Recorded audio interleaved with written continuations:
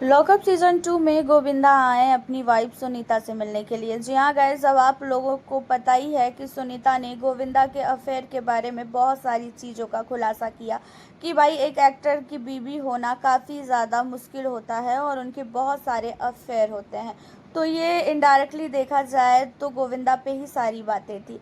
इतना ही नहीं, जब शिल्पा शिंदे ने गोविंदा की बात की तो वहाँ पे कहना ये था सुनीता का कि मेरा पति 10 जगह भी मुंह मारेगा तो उससे तेरा क्या जा रहा है, मुझे कोई प्रॉब्लम नहीं है तो तू कौन होती है बोलने वाली। इतना ही नहीं, सुनीता कई बार रोती हुई नजर आई शो के दौरान और उनका ये कहना था कि मैं अपने बच्चों के लिए सिर्फ और सिर्फ जी रही हूँ। अब यहाँ पे गोविंदा भी आ सकते हैं, इन चीज़ों का अंदाज़ा सुनीता को नहीं था। अब आपको बता दें कि गोविंदा ने जो है अपने पैर में, जो उसके पैर में गोली लगी थी, वो गोली लेके आया। हालांकि यहाँ पे सुनीता ने एक बार मास्टर शेफ के दौरान ही बोला था कि भाई मैं जो है गोली मार दूंगी उसे घुटने में। अब यहाँ पे जब उसको गोली लगी थी तो यहाँ पे सबका मानना ये था कि शायद गुस्से में आके सुनीता ने ही गोली मारी। कहीं ना कहीं उनको उनके अफेयर के बारे में शायद पता चल गया था।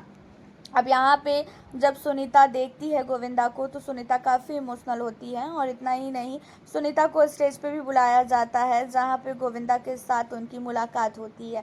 आपको बता दें कि गोविंदा ने सुनीता से माफ़ी तक मांगी। हालांकि देखा जाए तो कहीं ना कहीं सुनीता को बहुत सारी चीज़ें फेस करनी पड़ रही है और सुनीता से बार बार गोविंदा को लेके सवाल जवाब भी कई बार घर में किया गया।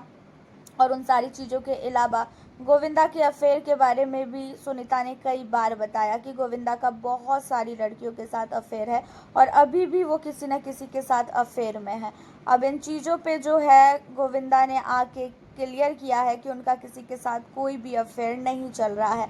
और ये सारी चीज़ें इसलिए भी क्लियर करनी ज़रूरी थी क्योंकि बाहर गोविंदा पे भी बहुत सारे सवाल किए जा रहे हैं, बहुत सारे सवाल उन पे उठाए जा रहे हैं कि सुनीता को चीट कर रहे हैं।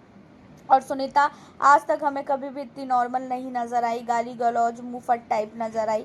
लेकिन जब से वो शो में गई हैं उसके बाद उनका एक अलग ही रूप देखने को मिल रहा है और जिसको देखकर ऐसा लग रहा है कि सुनीता रियल लाइफ में ऐसी ही है। वो सिर्फ और सिर्फ बाहर जब मीडिया को देखती है तो गोविंदा से रिलेटेड सवाल में वो चिढ़ती है और इस तरीके से जो है उनके मुंह में जो आता है वो बोलती है।